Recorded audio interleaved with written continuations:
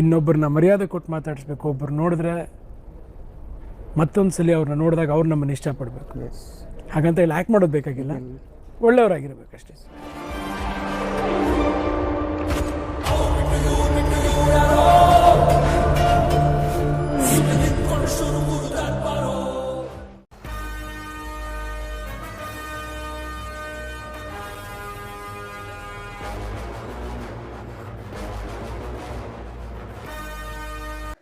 ನಮಸ್ಕಾರ ಕರ್ನಾಟಕ, ನಾನು ನಿಮ್ಮ ಹಾಯನ್ ಸಮಾಚಾರ ಯೂಟ್ಯೂಬರ್ ಮೈಸೂರು ಹುಡುಗ.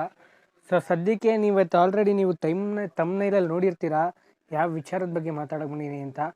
ಇಲ್ಲಿ ಕಂಪ್ಯಾರಿಸನ್ ಮಾಡ್ಕೊಂಡು ಹೇಳ್ತಿಲ್ಲ ನಾನು, ಯಾವ್ದು ಚೆನ್ನಾಗಿದೆ ಯಾವ್ದು ಚೆನ್ನಾಗಿಲ್ಲ ಅಂತ ನಾನು ಹೇಳ್ತಿಲ್ಲ.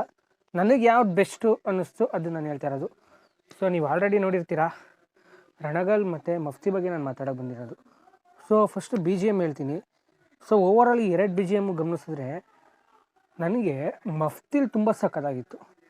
ಇಲ್ಲಿ ಒಂದು 2 ಕಡೆ ತುಂಬ ಚೆನ್ನಾಗಿದೆ ಅನ್ನಿಸ್ತು, ಅದು ಆ್ಯಕ್ಷನ್ ಸೀಕ್ವೆನ್ಸ್ಗಳಲ್ಲಿ.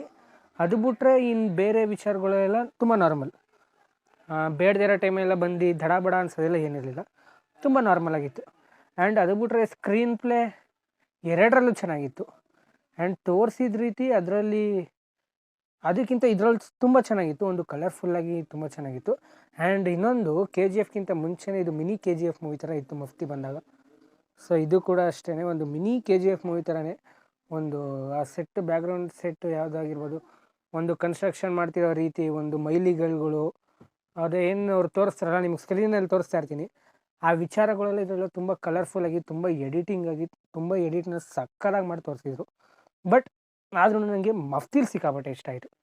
ಆ್ಯಂಡ್ ಓವರಾಲ್ ಸ್ಟೋರಿಲಿ ಅಲ್ಲಿ ಒಂದು ಮಫ್ತಿ ಅನ್ನೋ ಕ್ಯಾರೆಕ್ಟರು ಆ ಒಂದು ರಣಗಳನ್ನ ಕ್ಯಾಚ್ ಮಾಡೋಕ್ಕೆ ಹೋಗೋ ರೀತಿ, ಅವ್ರು ತುಂಬ ವೈಲೆನ್ಸ್ ಆಗಿರ್ತಾರೆ, ತುಂಬ ರೌಡಿ ಆಗಿರ್ತಾರೆ.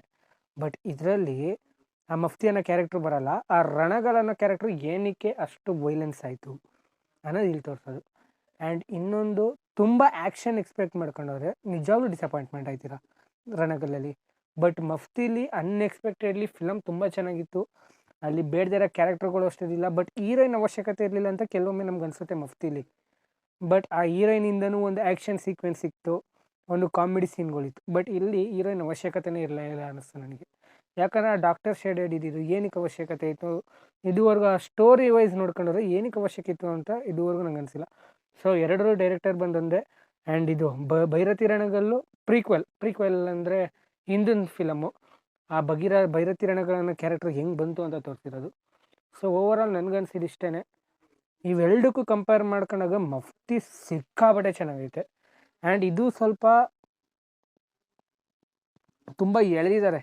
ಫಸ್ಟ್ ಹಾಫಲ್ಲಿ ಎಲ್ಲೇ ಆ್ಯಕ್ಷನ್ ಸೀಕ್ವೆನ್ಸ್ಗಳು ಇಂಟರ್ವಲ್ ಬ್ಲಾಕ್ಸಲ್ಲಿ ಬರೋದು ಅದು ಮಾತ್ರ ಚಿಂದಿ ಅಂದ್ಕೊಳ್ಳಿ. ಆ ಜಸ್ಟಿಸ್ ಅನ್ನೋ ಒಂದು ರಾಡ್ ಬಂದು ಬೀಳುತ್ತೆ, ಅದರಿಂದ ಮಚ್ ಮಾಡ್ಕೊಳ್ಳೋದು ಶಿವಣ್ಣ, ಆ ಲಾಂಗ್ ಹಿಡ್ಕೊ ಬರೋದು ಏನು ಸೈಕ್ ಆಗಿದೆ ಗೊತ್ತಾ ಶಿವಣ್ಣವ್ರದ್ದು. ನಾನು first time as a fan ಆಗಿ ಒಂದು ಫಿಲಮ್ನ ಎಂಜಾಯ್ ಮಾಡಿದ್ದೇನೆ. ಮುಂಚೆ ಎಲ್ಲ ನಾನು ಅಷ್ಟು ಮೂವೀಸ್ಗಳಿಗೆಲ್ಲ ಹೋಗ್ತಿರಲಿಲ್ಲ.